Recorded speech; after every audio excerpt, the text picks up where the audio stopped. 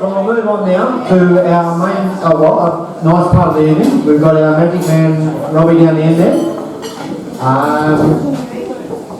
His girlfriend is training in the medicine area, and he's moved up to Gerald. He's telling him that. So, we're giving him a good taste of a shearing shit show, and he's performing really well, so let's pop in and enjoy the performance. Thank you. Good evening, everyone. Thanks so much for having me along here. You've been an absolutely delightful crowd tonight. Folks, for those of you that haven't met me yet, my name is Robbie T, and I stand before you this evening as a magician. Now guys, as a magician, my job is fairly simple. Basically, my job is to try to deceive you, though this is only for the sake of entertaining you. This means everything I say and everything I do, it may be a complete lie. And that is, of course, the complete truth. So as you can see, I am 100% honest about my dishonesty. Now folks, as I was saying, magic it's actually fairly simple. It's just a case of playing with people's senses and trying to manipulate their perceptions. And I'd like to demonstrate this for you quickly using a simple balloon. Here we go, watch close.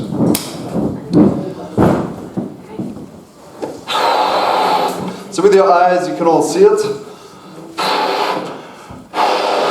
And with your ears you can hear it. So two of your major senses convince you that this balloon is of course perfectly real. Similarly, if we take this letter opener and hold this up to the light, once again you can see it. You can see the light bouncing off it. Now through memory and through past experience, you will know what happens when these two objects come together. However, the moment of magic only takes place when the expected outcome suddenly changes. You know what I mean?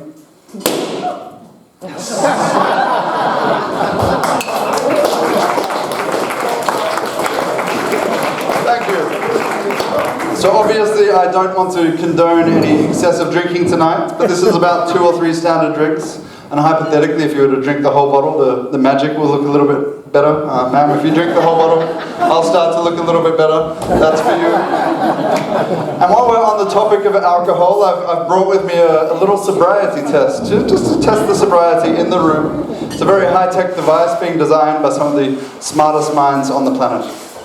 Do not be deceived by its apparent simplicity.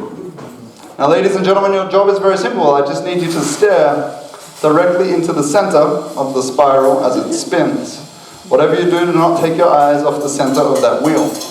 Now, it's quite normal for the room around you to start to sort of disappear. You may feel yourself getting drawn into the vortex. Whatever you do not take your eyes off the middle as I count you down from 10, 9, 8. Please do remember to breathe. 7, 6, 5, 4. That's it. You're doing great. 3, 2, 1. Now I want you to move your attention from the spiral and stare directly at my head. Is that weird? You like that? Please put your hand up if that didn't work for you, if you didn't notice anything. It doesn't work for everyone. That's okay, young lady. I brought with me I have a second sobriety test. Everyone can do this once again. All I need you to do is to put your glasses or your bottles down on the table for just a moment. And place both hands out in front of you like this with the thumbs pointing up.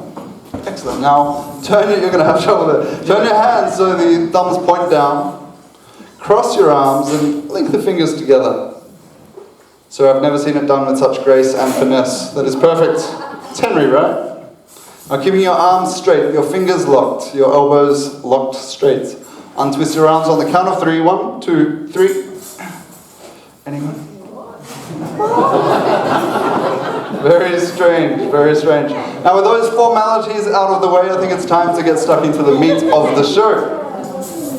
And it's my belief that as a society, we all have a slightly unhealthy obsession with celebrities. I think when people talk more about Kanye West and Kim Kardashian than they talk about earthquakes in Nepal, we have a slight problem. And I've got a little test to show you just how bad the situation has become.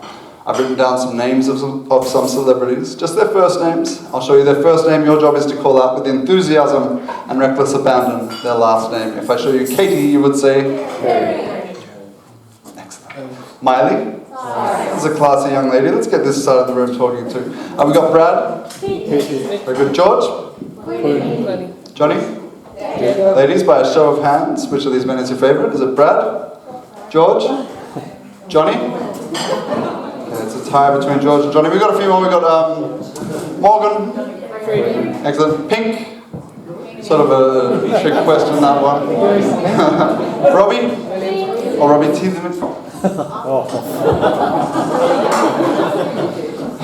So we've got about 3 dozen names. There's Will Smith, Tom Cruise, Charlize Theron, etc., etc. I need help from a young lady that knows most of these people. And Karen Diaz. And I think, yes, everyone's volunteering. Young lady, what is your name? Yeah. Annalise. Annalise, lovely to meet you. Annalise, if you could just step over here for me, please. Everyone, a big round of applause for Annalise. She's beautiful. Now, Annalise, that was easy, but what you're about to do is much more difficult. You see, Annalise, inside of this envelope, we have a picture of one of these celebrities. In a moment, Annalise, you will use your psychic celebrity powers, your womanly intuition to figure out exactly who this picture is of. But for now, Annalise, I just need you to please go ahead and sit down on the envelope. Now, folks, given the location of the envelope, Annalise will be able to use her psychic celebrity powers much more freely. The psychic vibrations will travel from the envelope up through Annalise's spine into her cerebral cortex, thereby influencing every decision she makes.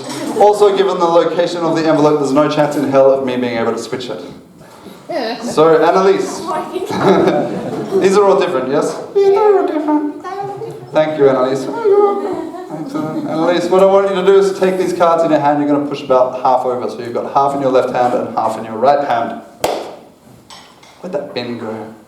Can I borrow a top hat from someone? So just, okay, perfect, perfect. And Annalise, in a moment, you're going to drop one of those piles, and only one pile, into the hat. Okay, you're going to eliminate some. So Annalise, please drop one pile into the hat on the count of 3. Leave it there, leave it there. You can put it back in. You can drop it in. That's okay, you'll get it right the second time, Annalise. Divide the remaining cards between your 2 hands. Once again, half in the left, half in the right. And this time everyone's going to give you a little drum roll on the table. And you will eliminate one pile on the count of 3. 3, 2, 1, drop one pile.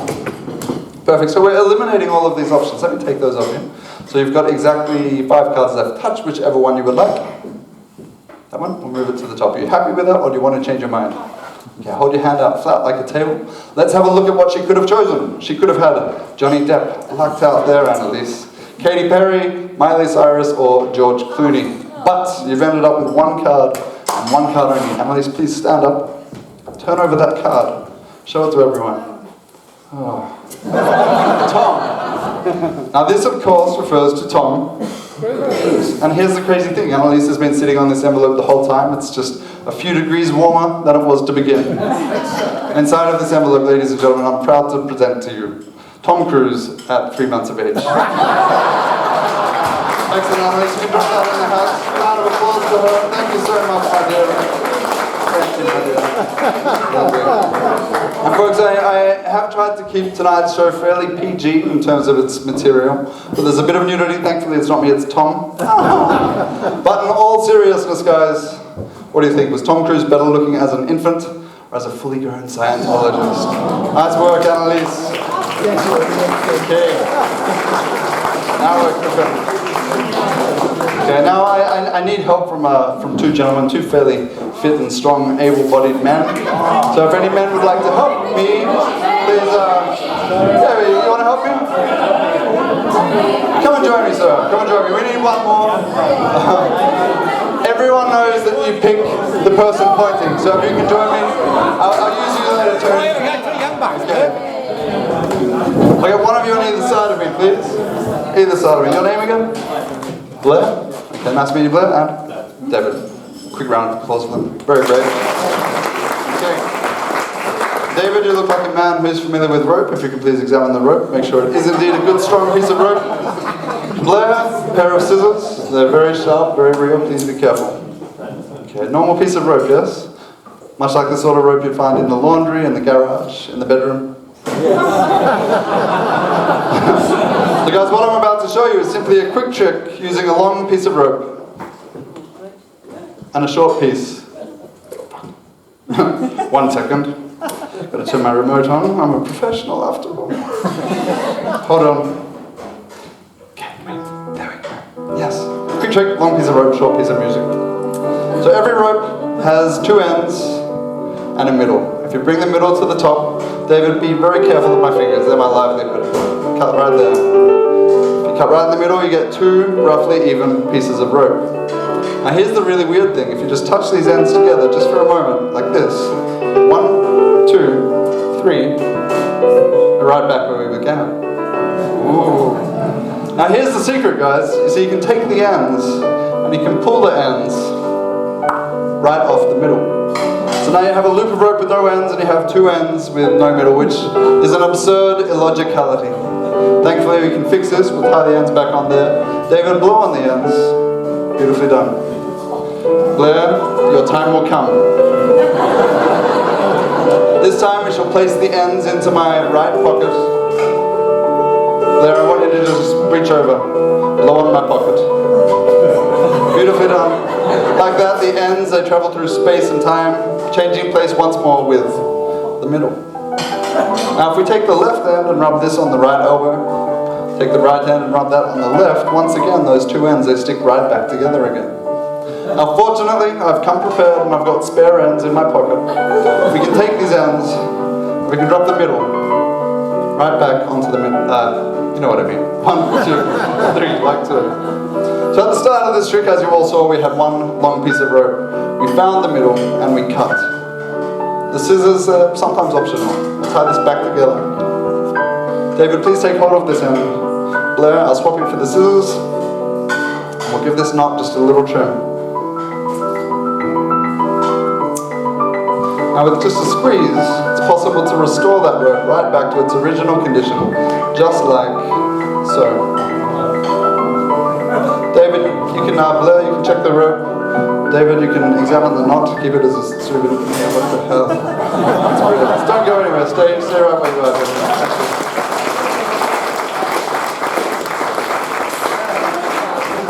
I don't perform at any children's parties, I have to admit. I think it's because I'm irresponsible with the sort of magic I show them.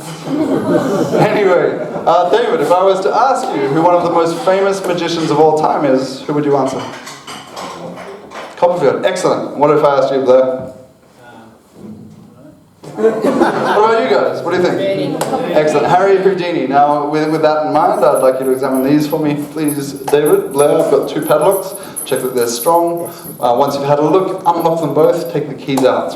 Now, folks, Harry Houdini, he died more than 85 years ago, yet he's still widely regarded as one of the world's most famous magicians of all time. His forte, as I'm sure you all realize, was his incredible escapes. Harry Houdini could escape from pretty much anything. He could get out of straitjackets, prison cells, handcuffs. Nothing could hold him. I'm going to get you to lock me up here, David. Grab onto that end there. Pop it over. Click that shut. Second one's going to go behind my back. If I can take that from you. Gentlemen, you can work together on this. Not making you nervous, am I? Have you done this before? They do have a very gentle touch. I must admit. You can do it, guys. I have faith in you. Harry Houdini was able to make these incredible escapes because he was in remarkable shape physically. He was very strong, he was flexible, he was agile. He could hold his breath for minutes at a time and he could dislocate parts of his body. Now sadly, I'm not in the same physical condition as my predecessor. So instead of escaping from a straitjacket, I will be attempting to escape from my suit jacket. Gentlemen, this is the curtain of death. It has 4 handles made from rope. Please take one in each hand. Somewhere over there, David. And your job is simply to raise and lower the curtain on my command. On my command is the operative word there. Lower it down. But I just want everyone to see I am securely locked in. These good gentlemen have examined the items. Now, folks, let's do a little test run. Just raise it up nice and high. Up above my head. Higher, higher. Perfect. Keep it there until I say... Yeah, that's pretty good. Lower it back down. Okay, so I'll do this as quickly as I can, guys. I'll do it as fast as possible. And we'll do this with a little bit of music just to create a little bit more atmosphere. That's perfect. Okay, gentlemen, are you ready? I'm working as a well-oiled machine here. Please raise the curtain up nice and high. Now my record for this trick is about 17 minutes, so folks, please do get comfortable. It should bring us towards the end of the show. Oh, wow, you did this so tight. I'll lower it down, I'm so sorry, it's going horribly wrong here. But the good news is I'm halfway there, on track towards a personal best time. Gentlemen, let's continue at this cracking pace, raise it high. Keep it up there until I tell you otherwise. Oh. Great weather today. Shit.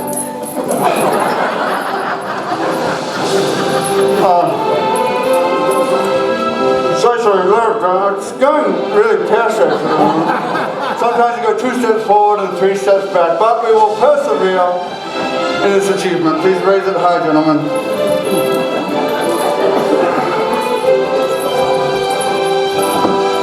Oh God, let it fall to the ground. You can let it go completely. So sorry. But now is probably a really good time to check the locks, actually. So, Blair, if you could just examine this lock for me. That's pretty good. Oh. And David. Okay, grab the curtain, raise it high.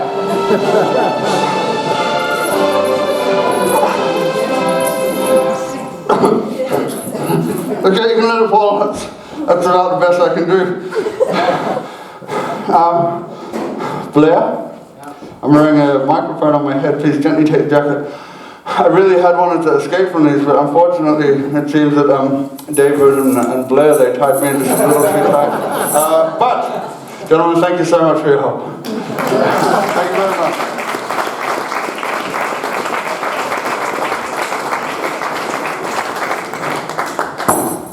Excellent. Now, I think it's important tonight that I maintain somewhat of a sort of an agenda balance in terms of the volunteers I use tonight.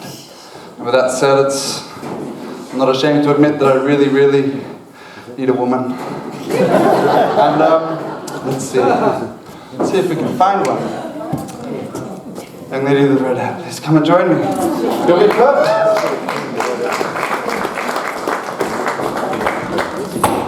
What is your name? Jess. Lovely to meet you, Jess. Okay, all right, Jess. Now, Jess, this is show business. So please place your feet together, hands by your side, shoulders back, chin up, smile. Round of applause for Jess. Jess, it's a pleasure to meet you.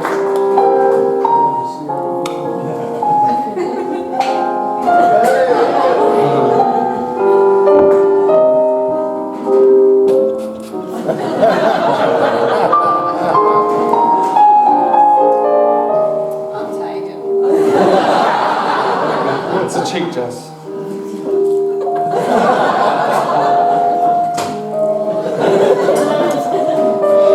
My self-esteem drops even lower.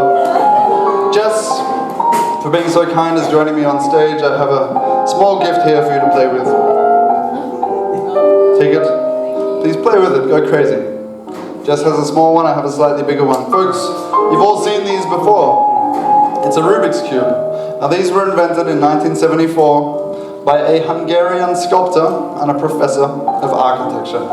They're both simple yet devilishly complicated. It's just a cube consisting of 12 edges, 8 corners and 6 colors. Yet mathematicians calculate that there are 43 quintillion permutations to the puzzle.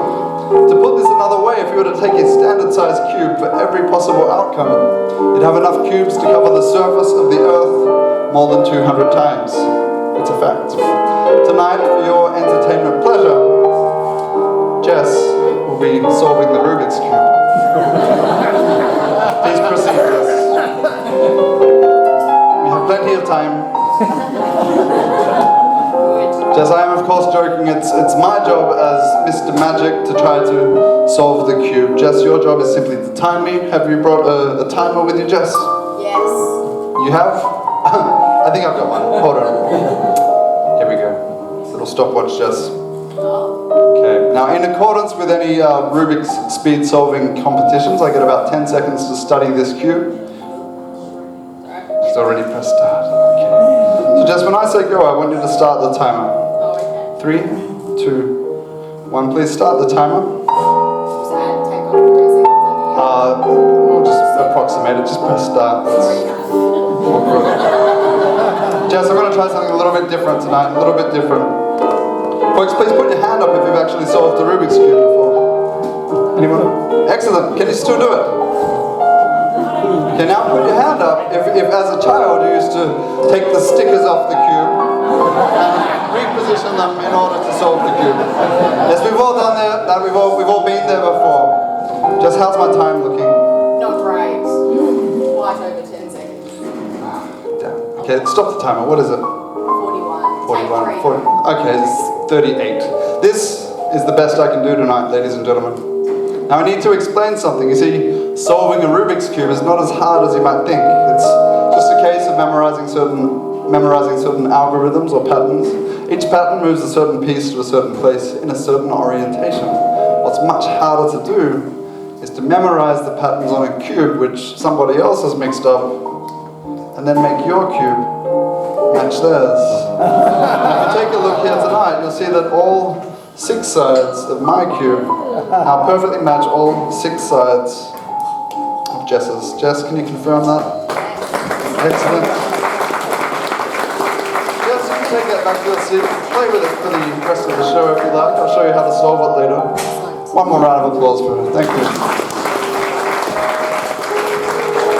Now, I think that as human beings, we're really all striving to find some sort of order out of the chaos around us, which is why tonight no one will be truly happy until perfect order is once again restored. You play with that? Yeah. Shucks. Fucked up the time. Anyway, ladies and gentlemen, I met a gentleman tonight, and he actually told me that it's always been his secret dream to be a magician. And he begged me to teach him a trick. And I said no, but he was incredibly persistent, and that persistence, it paid off. So folks, I want you to please warmly welcome to the front of the room, Tony.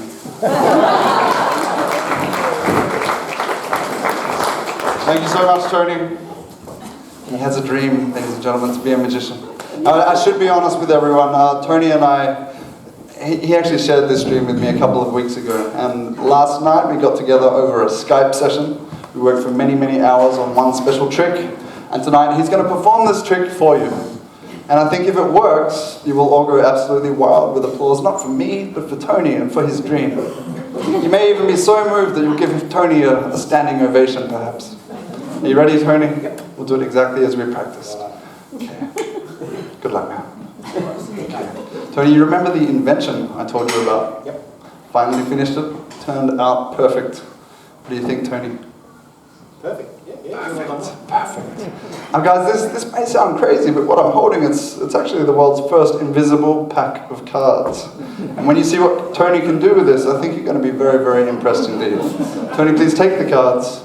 Give them a really good shuffle. It's excellent, Tony. Keep on going.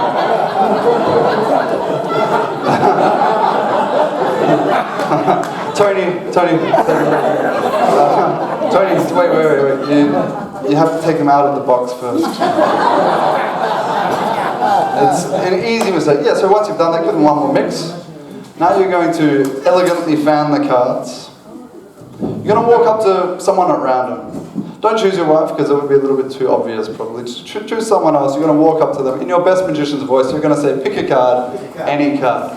No, pick a card. Okay, ma'am, what is your name again? Carol. Now, there's no jokers in the pack, Carol. So you can't have chosen a joker. The ace of spades, the queen of hearts are kind of obvious choices. But have you got one? Happy with the choice? I want you to burn it into your memory. Show it to everyone. Make sure Tony doesn't see. Now, Carol, I want you to put that card back in, but upside down. So your card is the only one going in reverse. Excellent. Give them one last mix, David. Tony. He's a natural. And Tony, take a couple of steps back and pop them in the box. Excellent. Very interesting. And throw me the box. Good throw. Now, folks, I just want to recap the situation here. Carol chose a card. She burned it into her mind. She put it back in reverse. So if one card in here is reversed and it matches Carol's, then we know Tony's done the trick correctly. We go crazy with applause for Tony. But if one card is reversed and it does not match, then I think we should turn into an angry mob and attack Tony, drive him off his own property. Do we have a deal? Yes. Excellent. Excellent. So Carol, for the first time, in a big loud voice, please, what was your card? 6 of diamonds. The 9 of hearts. I'm joking. $50 I'll charge. The 6 of diamonds? Yep. Okay. Let's take a look and see what Tony's fate is tonight. I'm going to go through these nice and slowly. So all of the faces. Somewhere in here, it's got to be. One card in the middle. Now, if this was a diamond, that would be amazing. But if this was a 6 of diamonds, we'd have a miracle. Go crazy, please. For Tony. Tony, I want you to take a bow. Take a bow, everyone. One more bow, Tony. One more bow. That's it. You did a great job, Tony. Folks, I've got just one last thing I'd like to share with you. It's a real old trick in magic. It's considered to be the oldest trick in the world. In fact, it's said to date back to the time of the pyramids. And this trick, it uses 3 big metal cups. If I've handed you those cups earlier tonight to examine, can you please place them on the table for me?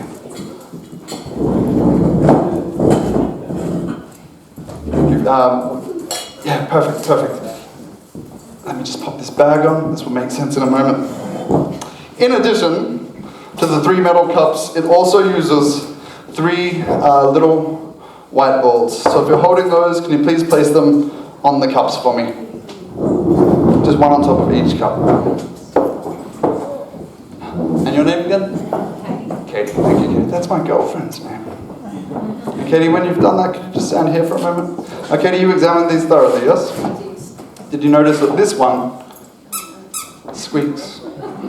You can try that, Katie. Sorry. Wait, Katie, there's just a little spot right there.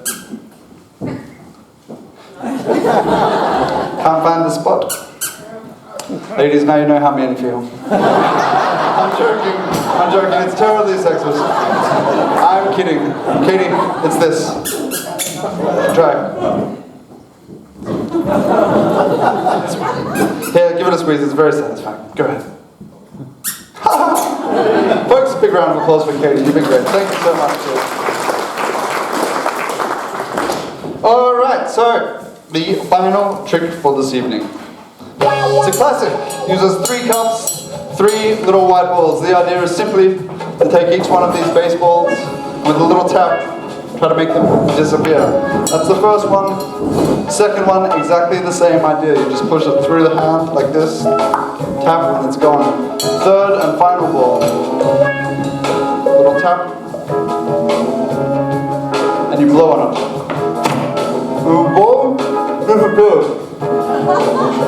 I'll get that one tomorrow.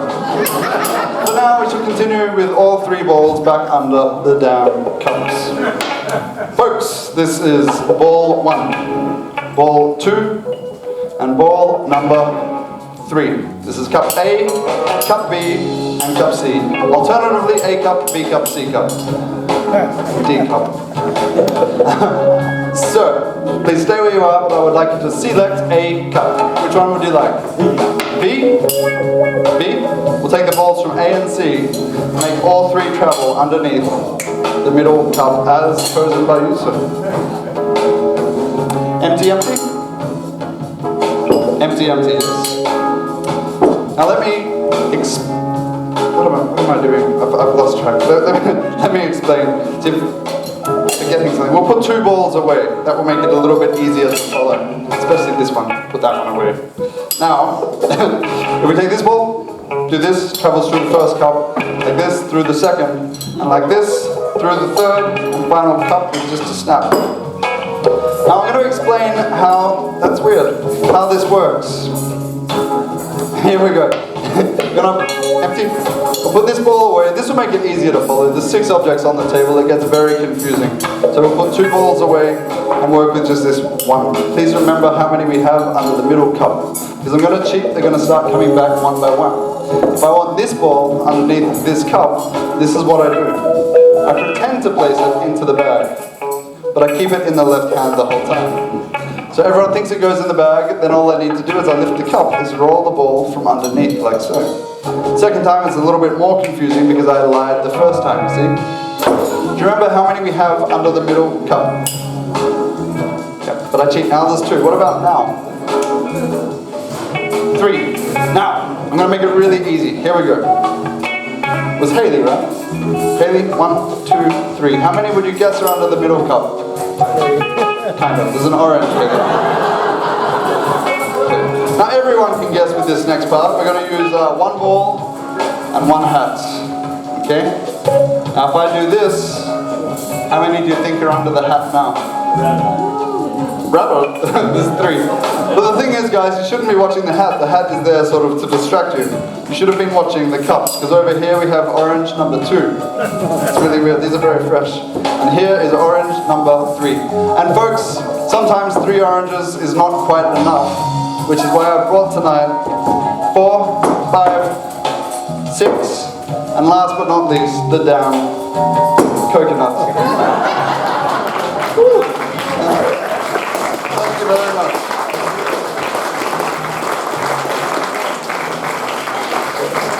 Anyway, folks, that completes my little show. I'm going to do a little bit more close-up magic at the table, so I hope to see some of you there. I really want to thank you all for your enthusiasm, your time, your participation tonight, because without you there could have been no show at all. If you enjoyed the show, I've got a little Facebook page, you may wish to like it.